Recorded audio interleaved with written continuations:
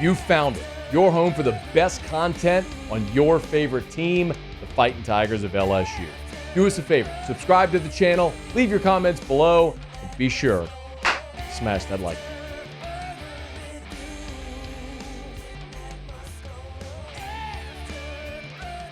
So Jeremy said, Matt, your thoughts on the path to the playoff if LSU makes it to Atlanta and loses? He says we'd be out, right? Against if you win out and don't make it to Atlanta but sit with 2 losses. So this is something that a lot of people are considering right now. Is okay, especially now with Texas A&M losing to South Carolina, what does that mean for LSU in the playoff? Well, remember, first and foremost, you got to win out. Like, none of it matters unless LSU wins their next 4 games and goes 10-2. Like, if you don't do that, none of this matters. If you drop another game and get to 3 losses in the regular season, I don't see a path to the playoff. The deck got cleared a little bit this weekend. Iowa State is no longer undefeated. Pitt is no longer undefeated. Clemson took a second loss this weekend. Texas A&M was ahead of you. Now they've got a loss in the SEC, so they've been pulled back to the pack a little bit. So a lot of things you needed to happen, that I think we all felt were going to happen inevitably, did.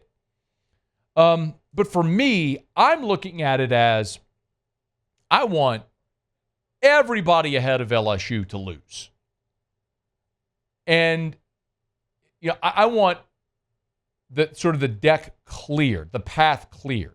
So I wasn't pulling for A&M to win in some hopes of how the tiebreaker would work and LSU would play Texas A&M and get a rematch in Atlanta. All I know is Texas A&M is undefeated. They're ahead of LSU. I need them to lose as much as they can to cloud the judgment or muddy up the discussion for the committee as much as possible. So I was excited to see Texas A&M lose. Now, Brian Kelly was asked, and I'm going to come back to that question in particular about LSU's path into the playoff with or without Atlanta. But Brian Kelly was asked if this game against Alabama, what does he think about people calling this an elimination game? Each game that we play is a new game in itself, and I think it goes to what I talked about. We're much more focused on playing 4 quarters of football. Look, all that other stuff is out there, but it doesn't help us relative to what we need to do. And I know there's been other national talks about, this is an elimination game. Well, if this is an elimination game, every game in the SEC is an elimination game. Everybody that has a loss, everybody that has 2 losses, everybody that plays each other, it's an elimination game. So we can kind of put that to rest. This is really about each team in the SEC knows where they're at. I mean, the record speaks for itself. This is about you need to play your very best when your best is needed. That was a lot of coach speak, and I don't blame him for it. But yes, this is an elimination game. With the 4 conference champions, the G5 guaranteed spot, that's 5, meaning you have 7 at large.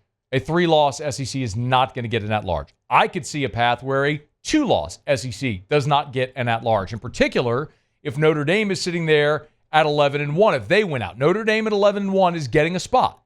So that's another at-large that's taken away.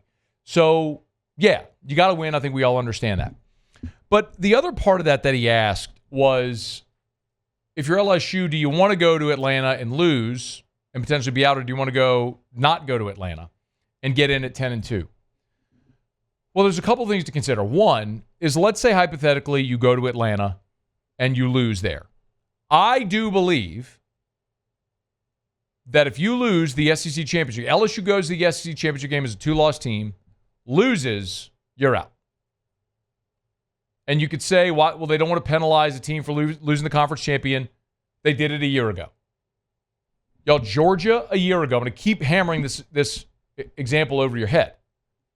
Georgia had won back-to-back national championships.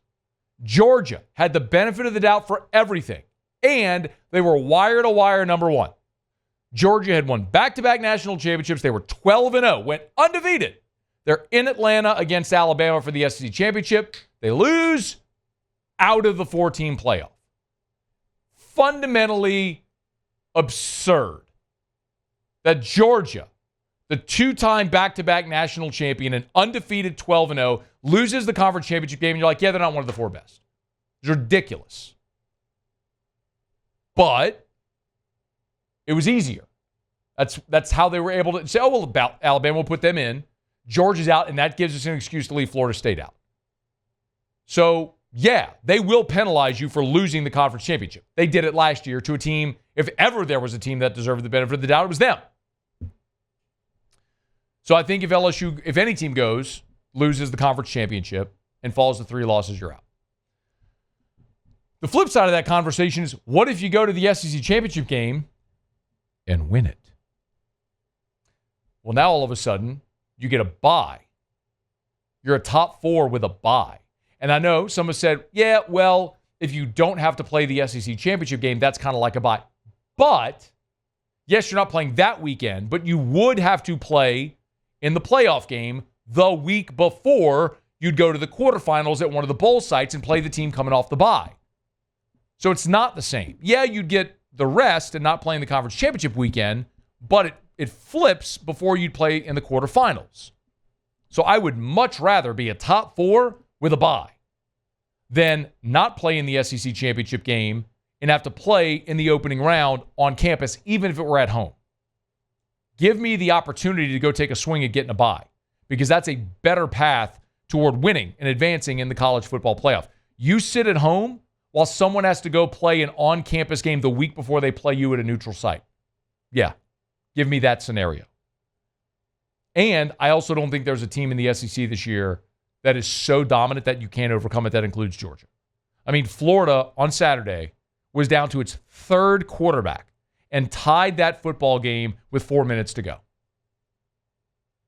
There's no team in the SEC that is unbeatable. So, yeah, put me in Atlanta, go take the swing. So how does that happen? Well, Texas A&M losing in a way complicated some things and in a way cleared some things up, all right? So as you look at the SEC standings right now,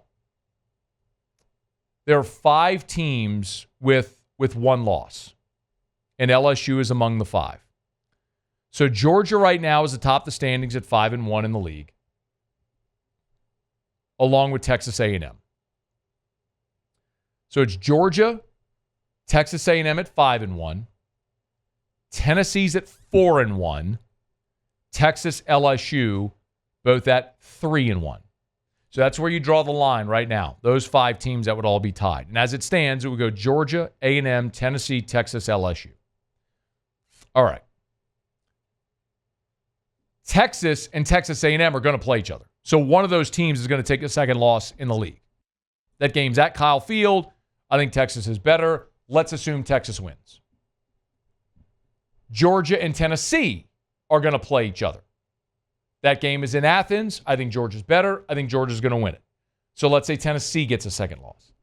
Then you're sitting there with Georgia, Texas, and LSU all tied. And so you would start to look at the SEC tiebreakers and how that would all play out.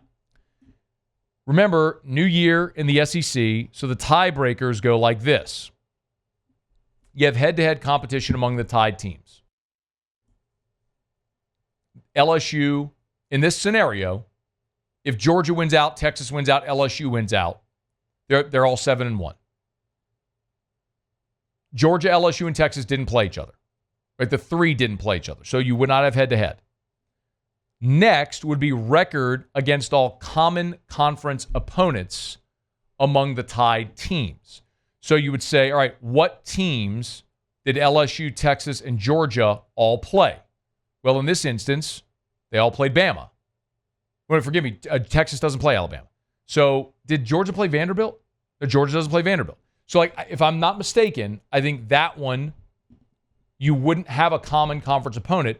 So you would go to the next tiebreaker, which would be the record, against the highest placed common conference opponent in the conference standings, and then proceed throughout the conference standings among the tied teams.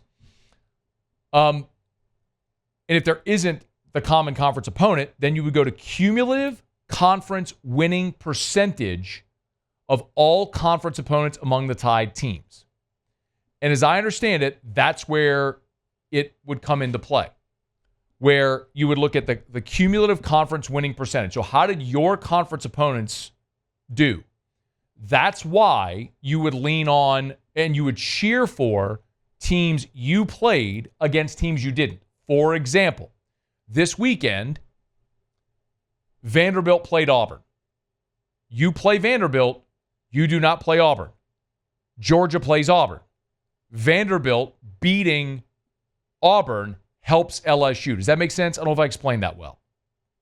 The fact that Georgia plays both Mississippi State and Kentucky, which right now are a combined 1-11 in the conference, is devastating for Georgia. The fact that Vanderbilt is pretty good helps LSU. So you've still got a month worth of games to go. But that tiebreaker, if I'm doing this correctly, and if I'm making a mistake, y'all, I'm going through this for the first time. I'm trying to chart this out, and I'm sure a lot of you have done it as well. That tiebreaker, as I've seen some people map it out, would leave Georgia LSU in the conference championship game, and Texas would be left out. So you go to Atlanta, and you get a swing at Georgia with a chance to win the SEC and get a top 4. But none of that matters at all unless you go win your next 4 games. And that starts Saturday against Alabama in Tiger Stadium. Hey, thanks so much for watching. Please leave your comments. I love to interact. And be sure to hit the red subscribe button below.